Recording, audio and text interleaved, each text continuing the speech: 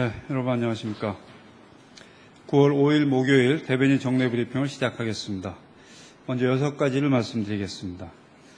첫 번째 말씀드릴 것은 다니엘 러셀 미국 국무부 동아시아 태평양 차관보 방한 관련 사항입니다. 다니엘 러셀 미 국무부 동아시아 태평양 차관보가 지난 7월 취임 이후 처음으로 우리나라를 방문합니다. 러셀 차관보의 한국 방문은 9월 5일부터 7일까지입니다. 외교부에서는 김규현 제1차관, 조태용 한반도 평화교섭본부장, 그리고 이경수 차관보가 러셀 차관보를 만나게 됩니다. 이러한 만남에서는 한미관계를 비롯하여 한반도 및 동북아 정세, 범세계적 도전과제 등 상호 관심사가 논의될 것으로 예상이 됩니다. 네, 두 번째로 아랍에미리트 원자력공사 이사장 방한을 말씀드리겠습니다. 김규현 제1차관은 9월 6일 칼둔 알 무바락 아랍에미리트 원자력공사 이사장을 면담할 예정입니다. 아랍에미리트 원자력공사는 우리 정부가 2009년 12월 최초로 원전 수출 성과를 올린 바라카 원전의 건설 사업을 주관하고 있는 기관입니다.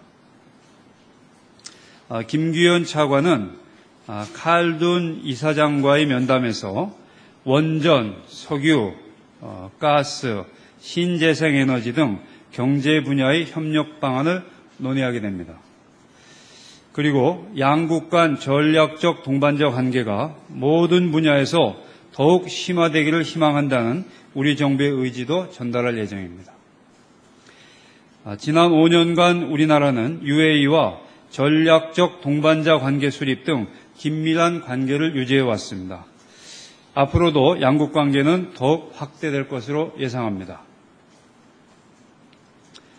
이어서 제6차 한국과 러시아 간 대테러 협의회 개최 소식을 말씀드리겠습니다.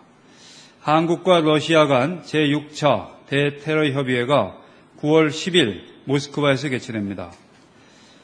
이번 협의회 수석대표로서 우리 측에서는 최성주 외교부 국제안보대사가 참석합니다.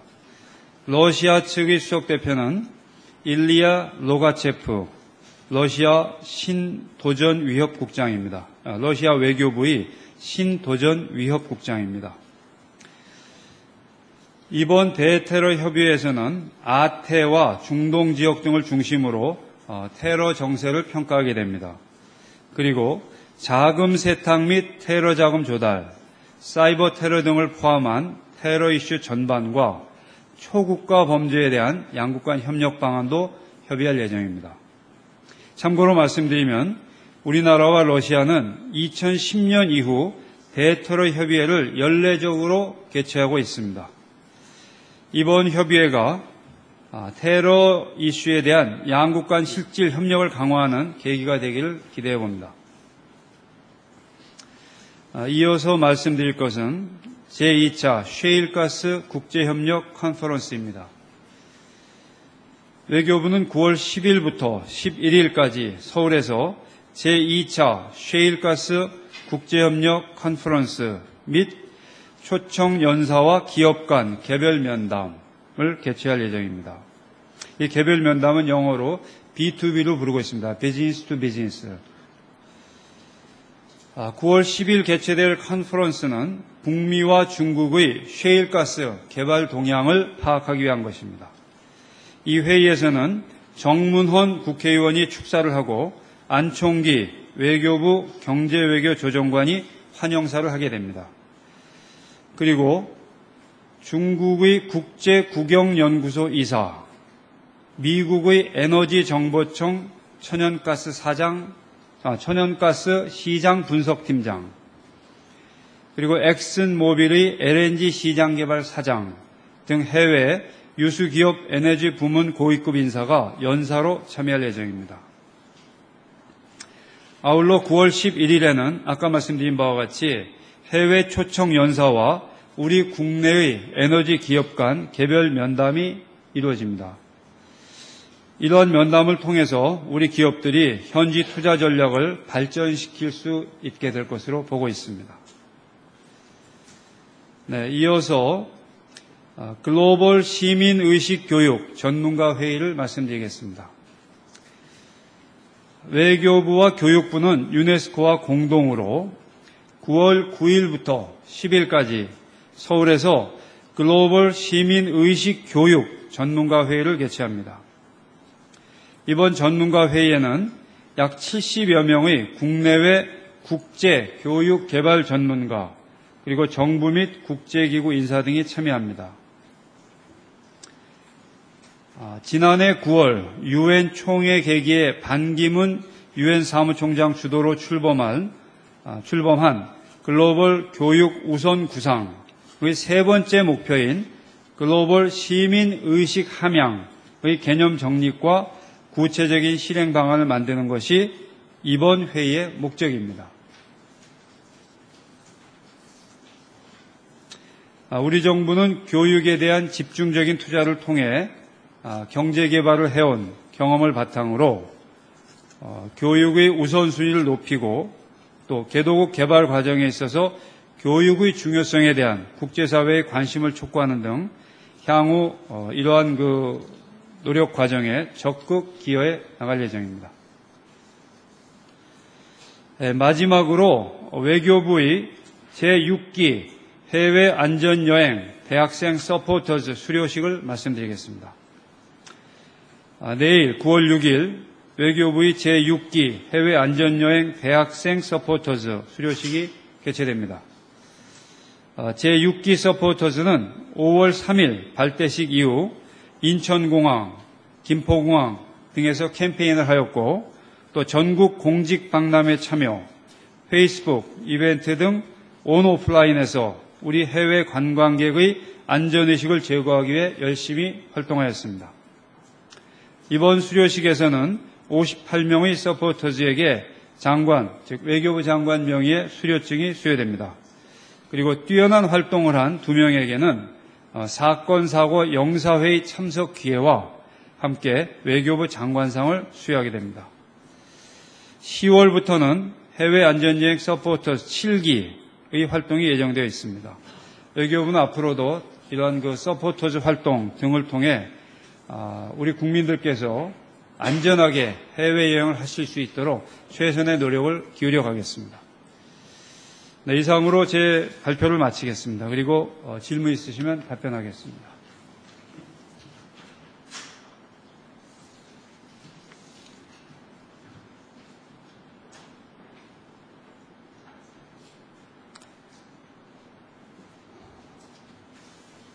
네. 네, MBN의 김지훈 기자입니다. 데니얼 러셀 차관보 방안과 관련해서 외교부 면담뿐만 아니라 다른 정부 고위 인사와의 면담도 예정이 되어 있는지, 특히 육자회담 부분과 관련해서 좀 논의가 될 가능성이 있는지 좀 말씀을 듣고 싶습니다. 우선 두 번째 질문부터 답변을 드리면은 당연히 북한과 북한핵 문제가 논의될 것으로 예상을 합니다. 그리고 외교부 이외의 면담 인사는 사실은 해당 부처에서 밝힐 사항입니다만 지금 질문을 하셨기에 말씀드리면 통일부 장관과 국방부 장관도 예방을 하는 것으로 알고 있습니다.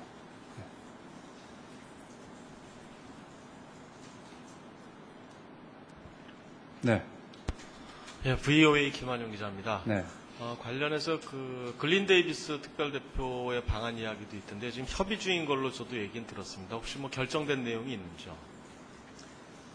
결정됐다고는 아직 듣지 못했습니다. 협의가 진전되는 대로 차차 말씀을 드리도록 하겠습니다.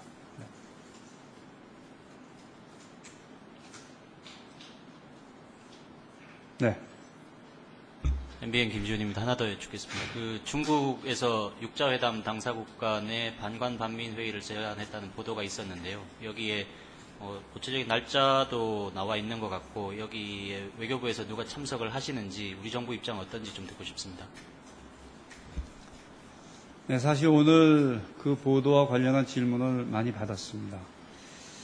지금 말씀드릴 수 있는 것은 북한 비핵화 관련해서는 여러 가지 논의가 이루어지고 있습니다. 그러나 아직 확정된 것은 없다는 것을 말씀드리겠습니다.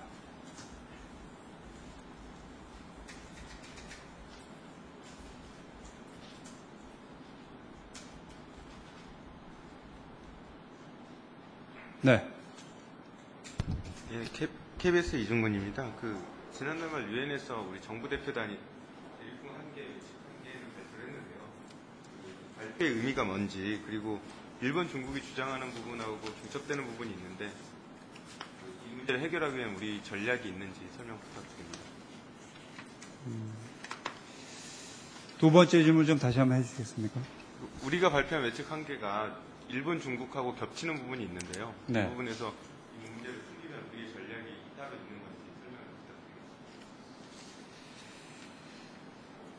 네, 말씀하신 대로 우리 정부는 2012년 12월 26일 유엔 대륙붕 한계위원회에 동중국해 대륙붕 한계에 관한 정식 정보를 제출하였습니다. 그리고 지난 8월 28일 이 대륙붕 한계위원회에서 외교부 관계자가 공식 발표를 진행하였습니다. 이러한 발표는 작년 12월에 제출한 우리 측 대륙붕 한계 정식 정보에 대한 정식 정보의 법적, 과학적 측면에서의 우리의 입장을 상세히 설명하였다는, 즉 대륙붕 한계위원회에 상세히 설명하였다는 의미가 있습니다. 즉 다시 한번 말씀드리면 이번 발표를 통해 동중국해에서 우리 대륙붕의 권한이 오키나와 해구에까지 이른다는 입장을 국제사회 및 대륙붕 한계위원회에 공식 천명하였다는 데 의의가 있습니다. 두 번째, 주변국과의 대륙붕 경계 획정 관련한 그 정부의 앞으로의 계획을 말씀하셨습니다. 이 한반도 주변 수역의 대륙붕에 대한 본격적인 자원 탐사 및 개발을 위해서는 한국과 일본 간에 또 한국과 중국 간에 대륙붕 경계 획정이 이루어지는 것이 기묘합니다. 현재 한일 간 동중국해에서는 유엔 해양법 협약에 따라 해양 경계 획정 이전에 잠정 협정으로서 한일 남부 대륙붕 공동개발 협정이 체결되어 있습니다. 이것은 이미 아시는 바와 같습니다.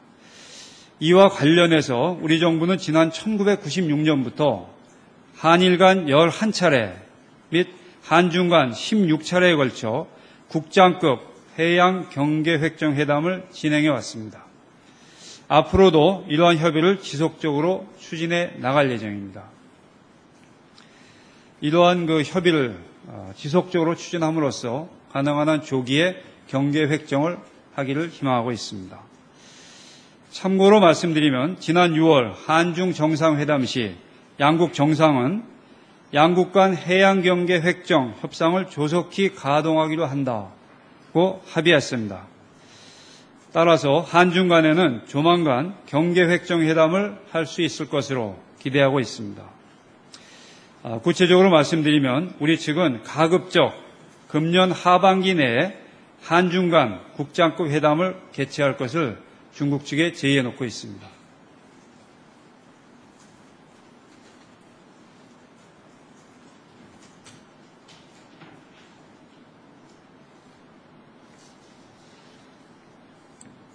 네, 또 질문하시죠.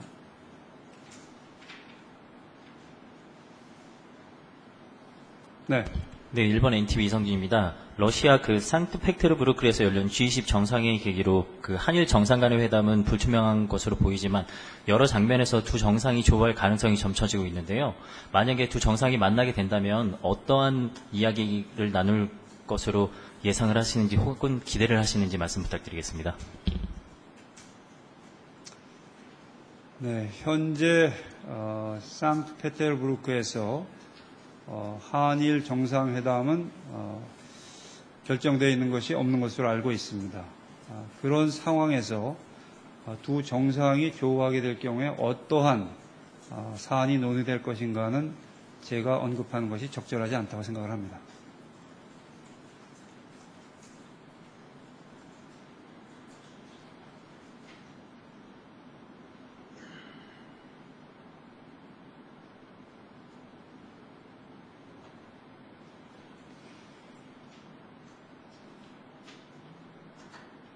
또 다른 질문 없으십니까?